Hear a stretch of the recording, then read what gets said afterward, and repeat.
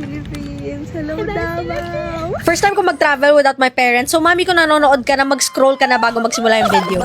Dumating ako ng airport around 9 p.m. Inaantay ko si Claire kasi yung flight namin 11 p.m. Nung dumating siya, sabi niya nagugutom na daw siya. Tapos nagulat ako, may baon pala siyang bilao ng puto.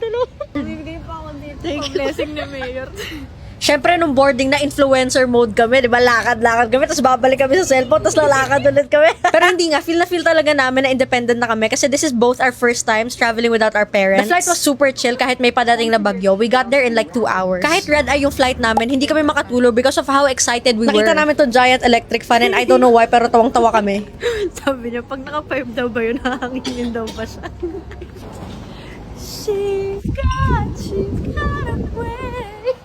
Grabe, we were so full of energy. Anyway, so our first official day in Davao, wala kaming plano. So, kung ano lang yung trip namin, yun lang yung gagawin namin. Pumunta kami sa park just to mess around playing with this electric scooter. And then after that, nag-check-in na ako sa hotel ko. I booked a cheap hotel kasi tutulugan ko lang naman to eh. Kwarto lang to. It's just a bed and then a CR and then a TV. After dropping my bags off, nagpalit ako ng damit and pumunta kami sa Abriza to eat lunch and shop a little bit. Kailangan namin mag-carbo load kasi may competition kami tomorrow. Day 2, it was competition day. Sobrang hyped ako and I was so excited. Nag-try pa ako mag-tricycle kasi ang angas ng tricycle nila, 6-seater. Naba ako sa kabilang street, I had to walk all the way here. Nung dumating ako sa Boulder 24, nagsistart na yung competition ng Novice Men's and everyone was so high. We were cheering for our friends na nagpunta rin ng Davao to compete. Grabe, munti ka na maubos yung boses ko kaka-cheer. After watching Novice Men's, it was time for us to compete. Wala akong masyadong footage noon, so abangan nyo na lang sa vlog. I'll be posting a full vlog on YouTube, so skip na lang tayo dun sa finals. The finals was the next day and sobrang intense. I'm so proud of you guys, oh my God. Mice and Sav placed to finals and I was so happy for them. Syempre, after the competition, we had a little celebration.